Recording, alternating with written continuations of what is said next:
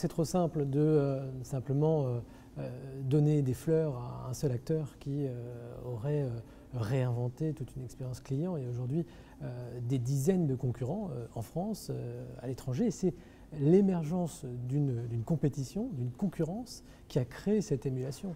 Il n'y a pas un acteur aujourd'hui qui a la panacée et qui est le modèle de l'expérience client. En tout cas, de mon point de vue, il y a énormément de choses à dire aussi sur le leader aujourd'hui de cette concurrence. Donc, au contraire, il faut profiter de cette mise en concurrence pour se remettre en question, pour créer cette émulation. C'est ce que nous faisons au quotidien et c'est ce qui est stimulant pour nous, pour les chauffeurs. Et je crois qu'on avance, la profession avance aujourd'hui dans la bonne direction. Les défis, c'est dans l'expérience client, plus de réactivité dans le contact avec les clients, plus de proximité, plus de simplicité et plus de transparence. La transparence sur les prix notamment, on a travaillé, nous, à proposer une offre de prix qui est le prix plafond sur les courses et on va annoncer eh bien, demain la première promotion dans le taxi, offrir des courses à 10 € dans Paris, alors ça concernera Paris Intramuros pour démarrer, les courses à 10 € la nuit, les nuits des week-ends de minuit à 5 heures. C'est absolument inimaginable auparavant dans un secteur qui était extrêmement réglementé, non concurrentiel. Aujourd'hui, on veut réattirer certaines clientèles, les jeunes notamment, qui sortent avec des offres à canon. Donc, on veut parler aux clients avec des offres concrètes, avec une meilleure ergonomie de commande. On a inventé le bouton connecté de commande du taxi pour les restaurants, les bars, les hôtels, les lieux d'accueil. Tout cela participe de la simplicité, de la transparence et la réactivité. Ça passe par de meilleurs outils, mais aussi une meilleure culture de proximité avec nos clients. On a développé les moyens de contact comme le chat, Twitter. Aujourd'hui, notre centre de relations clients est résolument multicanal.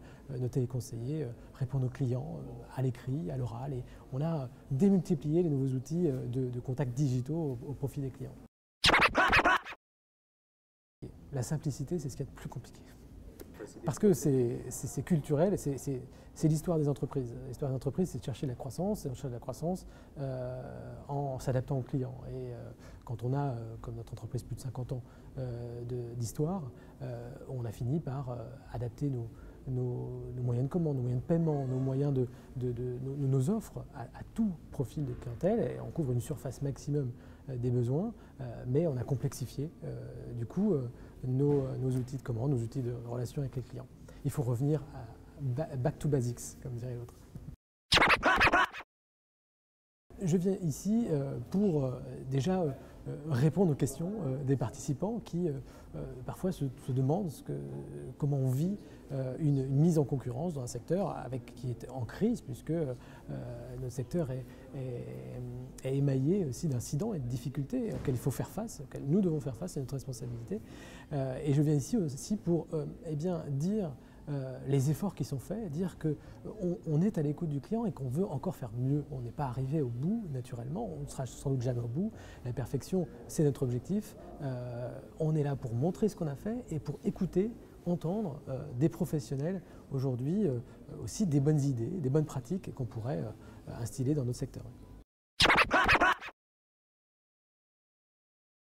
Ça fait 4 ans que je dirige Taxi Bleu. Auparavant, j'étais dans un marché complètement concurrentiel, qui était la location de voitures. Donc, je sais à quel point l'expérience client est fondatrice.